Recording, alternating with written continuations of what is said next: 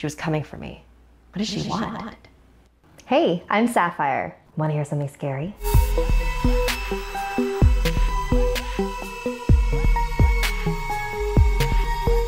Google Earth is a pretty amazing website, but it can also lead to some strange discoveries. In our next chapter, I will be telling you a story that originates from creepypasta. A few years ago, I was in a car accident. Since then, I really don't leave the house that often. It's difficult, and the idea of seeing a car drive by makes me feel lightheaded. So my friend showed me Google Maps. I was fascinated by the fact that I could see all over the world, almost like being there. I became instantly hooked. I'd virtually walk down streets in China, Japan, Germany, England, so many places. The faces of the people were always blurred to protect their privacy, but it was still enjoyable to see them out there, enjoying their life, walking like it was no big deal. One day when I was looking around Tokyo, I spotted a woman wearing bright red sneakers, the same kind I was wearing. She must have good taste, I laughed. I zoomed in closer and noticed her black pants, her gray bag she carried over her black hooded jacket. She was walking in a relaxed manner, one hand trailing the wall beside her. I bet if I could have seen her face, she'd be smiling. I began to feel a little sad. I wish that I could be there, walking so carefree with her. That wouldn't happen though, until I died. I was stuck in this chair. I sighed and zoomed out of Tokyo. I turned off the computer and went to bed. I got up early and decided to look around Paris. I randomly zoomed to an area and saw a street lined with old brick buildings and a few small shops and an old tan brick church. I spun the view around a few more times and then saw something peculiar. Sitting on the bench at the bus stop were two people. One of them was a young woman with her feet stuck in front of her in a relaxed manner. She was wearing those same red sneakers. I was startled for a moment as I noticed the black pants and black hooded jacket. Her dark brown hair was tied loosely behind her head. A gray bag sat on the bench beside her.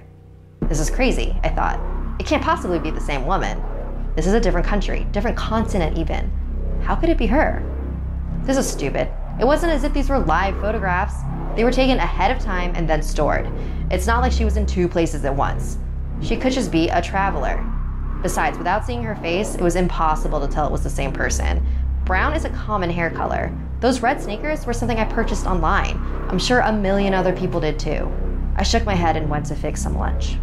When I got back online, I decided to look at Berlin. I picked a random street as usual. It looked pretty empty. There wasn't much to see at all, really. I was disappointed and moved my cursor to click away when something caught my eye. I turned the view, and there they were. Those damn red sneakers. I stared in shock. How could she be there too? Even if she was traveling, there's no way I would find her every time. Even finding her in Paris would have been one heck of a coincidence, but this was crazy. Was this some kind of joke? Had Google decided to play a prank on its users that use their product so much? I did a quick search, looking for a note about a woman that shows up like Waldo. There was nothing. I looked through articles on strange things you can see on Google Maps, but none of them mentioned the woman that travels the world with you. Had my self-imposed isolation driven me mad? Had I become so lonely that I created a hallucination for myself? I sent a text message to a friend asking him to look at the locations. I asked him if he saw the same woman. Then I waited, hands sweating, heart thumping in my chest. I jumped when my phone beeped. I see the lady you're talking about in Berlin. I didn't see her in Paris or Tokyo. Is this some kind of game or what? Are you okay? I didn't respond, instead returning to the locations in Tokyo and Paris. There she was. I shivered. Who was she? What was happening? I switched to Sydney, then London, Zurich, Hong Kong. She was everywhere I looked. In each picture, she came closer and closer to looking directly at me with her blurred out face. My heart felt like a terrified bird slamming around inside my chest.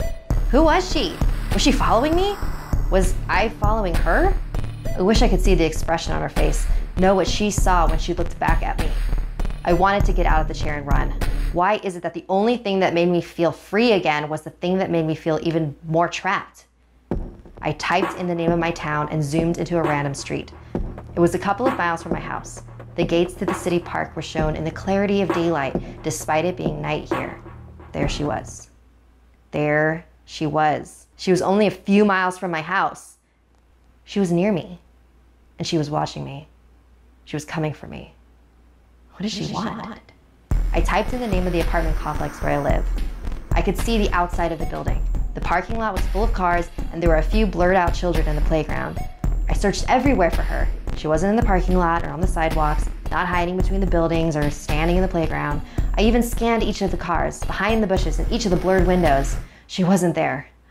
I curled tightly around myself and lay my head down on the desk. This place was safe. I didn't leave the apartment anyway.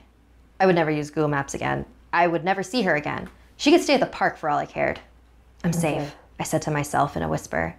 It felt good to hear it out loud. I'm safe. A chill ran down my spine. I had a camera hooked to my computer that showed who was at the front door. As I went to turn on the security feed, I realized the last of Google's images that I'd seen had only shown the outside of the building. Just the outside. I looked at the screen and saw a woman in black pants and a black hooded jacket and carrying a gray bag with a shoulder strap. Of course, there were those red sneakers.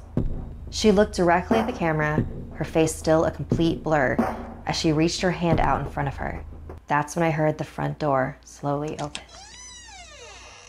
Want some Snarled merch? Head over to snarled.com where you can snag sweet pins and other items like a limited edition Something Scary poster. For more information, click the link in the description. And if you're planning on heading to VidCon, me and my fellow Snarled ladies will also be there on Thursday, June 22nd. Come say hi from 9:30 to 11:30 a.m. And if you've got questions you're dying to ask, head over to our panel at 3:30. Like this video if it gave you the chills, and don't forget to subscribe to Snarled and check out our other videos. And if you dare to follow me, my links are in the description below. Until next time, sweet dreams.